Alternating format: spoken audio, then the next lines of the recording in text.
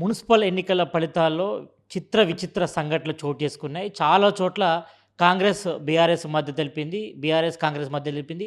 కొన్ని చోట్లేమో కాంగ్రెస్ బీఆర్ఎస్‌తో వెళ్ళింది.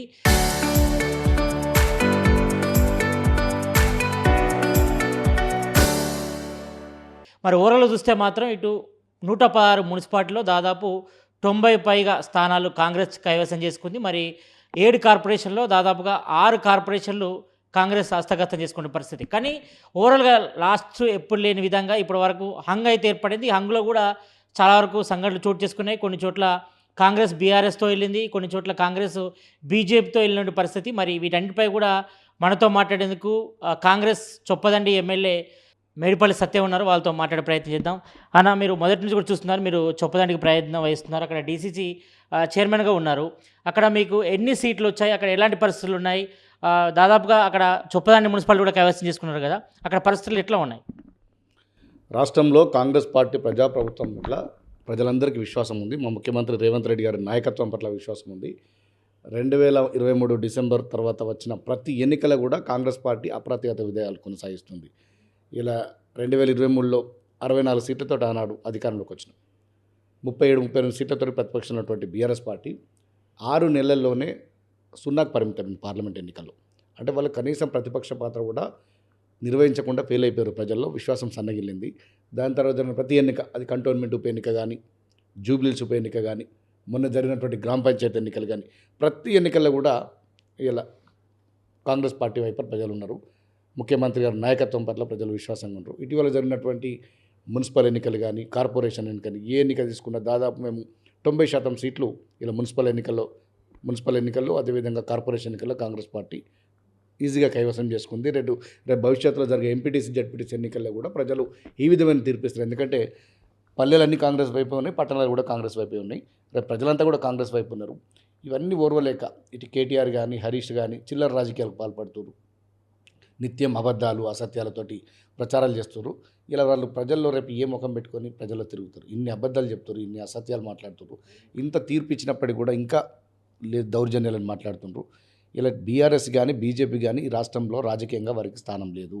మరో 5 ఏళ్ళు కూడా రేవంత్ రెడ్డి గారి నాయకత్వంలో కాంగ్రెస్ పార్టీ రాష్ట్రంలో మరొకసారి అధికారంలోకి వస్తుంది. ఇలా రేవంత్ రెడ్డి గారు దేశంలో ఏ ప్రభుత్వం చేయని విధంగా, ఏ ముఖ్యమంత్రి చేయని విధంగా ఇటు డెవలప్మెంట్ కానీ, వెల్ఫేర్ కానీ అన్ని రంగాల్లో దూసుకుపోతున్నాం.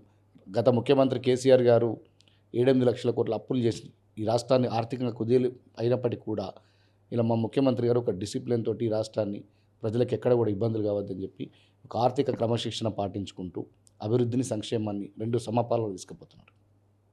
ఇక్కడ మెదక్ ఎంపీ మాట్లాడుతూ ఇటు బీఆర్ఎస్కి ఆయన ఓటేశారు. మరి బీఆర్ఎస్కి ఓటేయడం కూడా మరి అది పార్టీ డిజైన్ అంటూ కూడా ఆయన చెప్పాడు. ఇటు ఎమ్మెల్యే గూడెం మహిపాల్ రెడ్డి ఆదేశాల అనుసారమే తను బీఆర్ఎస్ పార్టీకి ఓటేశారని ఎంపీ రఘునందన్ రావు చెప్తున్నారు. ఆ కామెంట్ ఎట్లా వస్తారు?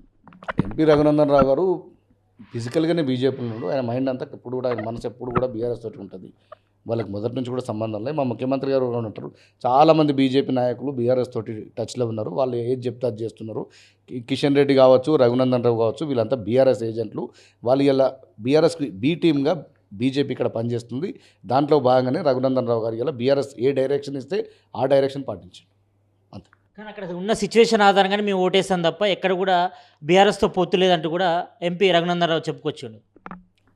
ఆయన ఏం చెప్పినా ఆయన మనసు మాత్రం బీఆర్ఎస్లో ఉంది. మొదటి నుంచి కూడా అదే చెప్తున్నాం. రఘునందన్ రావు ఆయన టెక్నికల్గా బీజేపీలో ఉన్నాడు. ఆయన మొత్తం పనిచేసేదంతా బీఆర్ఎస్ కోసమే. ఇటు కిషన్ రెడ్డి గారు కావచ్చు, ఇటు రఘునందన్ రావు గారు కావచ్చు, మొదటి నుంచి కూడా బీఆర్ఎస్కు తొత్తులుగా ఈ రాష్ట్రంలో బీజేపీని ఎదినేయకుండా బీఆర్ఎస్ ఎదగాలని చెప్పి పనిచేసే నాయకులు వీళ్ళిద్దరు. ఇక్కడ కరీంనగర్ కార్పొరేషన్ విషయానికి వస్తే అక్కడ బీజేపీ కైవసం చేసుకుంది. బీఆర్ఎస్ మాత్రం ఓటింగ్కు దూరంగా ఉంది. దీన్ని ఎట్లా చూస్తారు? అంటే ఇంటర్నల్గా బీజేపీకి బీఆర్ఎస్ సపోర్ట్ చేస్తుందా? కరీంనగర్ కార్పొరేషన్లో కూడా బీజేపీ, బీఆర్ఎస్ మొదటి నుంచి కూడా వాళ్ళిద్దరు కలిసిపోయే అండర్స్టాండింగ్లో వాళ్ళు ఒకరు బలంగా ఉన్న దగ్గర ఒక బలహీనమైన క్యాండిడేట్ ఒకరు పెట్టడం, వీళ్ళు బలంగా ఉన్న దగ్గర వాళ్ళు బలహీనమైన క్యాండిడేట్ పెట్టడం, ఒక అండర్స్టాండింగ్ గంగ్ల కమలాకర్కు బండి సంజయ్ మధ్యలో ఒక అండర్స్టాండింగ్ ఉంది. ఒక అవగాహనతోటి వాళ్ళు ఇలా కార్పొరేషన్ చేసుకుంటూ వాళ్ళు చివరి నిమిషంలో ఓటింగ్ గెరేదరు కూడా ఆ వ్యూహంలో భాగం. ఎందుకంటే కరీంనగర్ కార్పొరేషన్కు బీజేపీకి అప్పనంగా అప్పచెప్పాలని చెప్పి బీఆర్ఎస్ మొదటి నుంచి కూడా కులికి పడింది. ఇలా వాళ్ళకి బీజేపీకి పూర్తి స్థాయి మెజార్టీ లేనప్పటికీ కూడా ఇలా మేయర్ సీట్లో కూర్చోడానికి బీఆర్ఎస్ పార్టీ పరోక్ష సహకారంతో ఇలా కరీంనగర్ కార్పొరేషన్ బీజేపీ గెలుచుకుంది. ఈ నిజామాబాద్ కార్పొరేషన్ విషయానికి వస్తే అక్కడ పూర్తి మెజార్టీ ఎవరికి రాలేదు. కానీ అక్కడ నిజామాబాద్లో మాత్రం ఇటు ఎంపీ అరవింద్ మాట్లాడుతూ ఈసారి మేము ప్రతిపక్షంలో ఉంటామని కూడా ఆయన ఒక స్టేట్మెంట్ ఇచ్చిండు. మరి అక్కడ మీరు ఎంఐఎంతో పొత్తులో భాగంగా ఎందుకు కైవసం చేసుకోవాల్సి వచ్చింది అక్కడ నిజామాబాద్? ఎంఐఎం తోటి మేము మొదటి నుంచి కూడా ఇక్కడ ఒక అండర్స్టాండింగ్ ఉంది. కాంగ్రెస్ పార్టీకి ఎంఐఎం మధ్యలో ఒక అండర్స్టాండింగ్ ఉంది. వారు మాకు మద్దతు ఇచ్చిండ్రు. వారి సహకారంతో మేము చైర్మన్ మేయర్ అని దాంట్లో ఎక్కడ కూడా డిస్ప్యూట్ లేదు, ఏం చీకటి ఒప్పందం లేదు. మేము బహిరంగంగానే ఎంఐఎంతో కలిసి వాళ్ళ సహకారం తీసుకున్నాం. ఆ సహకారంతో మేము మేయర్ అయినాం. ఈ కామారెడ్డి విషయానికి వస్తే కాంగ్రెస్, బీజేపీ, బీఆర్ఎస్ అందులో పొత్తులో భాగంగానే ఇటు చైర్మన్, వైస్ చైర్మన్ పంచుకోవడం జరిగింది. మరి దీన్ని బట్టి ప్రజలకు ఏం చెప్పదలుచుకున్నారు? అంటే కాంగ్రెస్, బీఆర్ఎస్ ఒకటే అనే సంకేతాలు చెప్తున్నారు కదా ఇటు బీజేపీ నేతలు కూడా. అదొక పని. కొన్ని ప్రత్యేకమైన పరిస్థితుల్లో అక్కడ ఉన్నటువంటి స్థానిక పరిస్థితులు బట్టి, అక్కడ స్థానికంగా ఉన్నటువంటి సర్కమ్స్టాన్సెస్ బట్టి, అక్కడ ఉన్నటువంటి నాయకత్వం బట్టి 1-2 చోట్ల ఉంది. కానీ కాంగ్రెస్ పార్టీ అటు బీజేపీ కానీ బీఆర్ఎస్ కానీ రెండు కూడా మేము ప్రతిపక్షంగానే చూస్తాం, సమదూరం పాటిస్తాం. ఎట్టి పరిస్థితుల్లో కూడా భవిష్యత్తులో వాళ్ళిద్దరు కలుస్తారు కానీ కాంగ్రెస్ ఎవరితో కలవదు. స్థానికంగా 1-2 చోట్ల అక్కడ ఉన్న పరిస్థితులు బట్టి జరుగుతుందో తప్ప అది మాంటెల్లి చేసింది కాదు. కాంగ్రెస్ ఇటు సిర్పూర్ కాగనగర్ విషయానికి వస్తే మాత్రం అక్కడ కాంగ్రెస్ బీజేపీ పొత్తు పెట్టుకుంది. చైర్మన్ కాంగ్రెస్ తీసుకుంది, వైస్ చైర్మన్ ఏమో బీజేపీ తీసుకుంది. అక్కడ ఎందుకు కలవాల్సి వచ్చింది? అక్కడ ఏంటి సిచ్యువేషన్? నేను చెప్తున్నా కదా, ఒక 2-3 ప్లేసెస్లో అక్కడ ఉన్న స్థానికంగా ఉన్నటువంటి పరిస్థితులు, స్థానికంగా ఉన్నటువంటి నాయకత్వం తీసుకున్న నిర్ణయం వల్ల అట్లా జరిగింది. ఇలా ఓవరాల్గా ఎక్కడ కూడా 80-90% సీట్లలో కాంగ్రెస్ పార్టీ క్లియర్ ఎడ్జ్ ఉంది.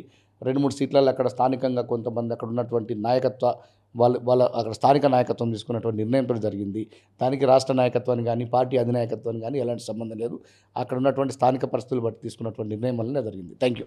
కేతన్పల్లిలో చూసుకుంటే ఇక్కడ ఎంపీ వివేక్ వెంకటస్వామి కొడుకు వంశీపై కానీ ఇటు మినిస్టర్పై కూడా బాల్కసుమన్ అనుచరులు కానీ వాళ్ళు దాడి చేస్తారు. దాని ఎట్లా చూస్తారు?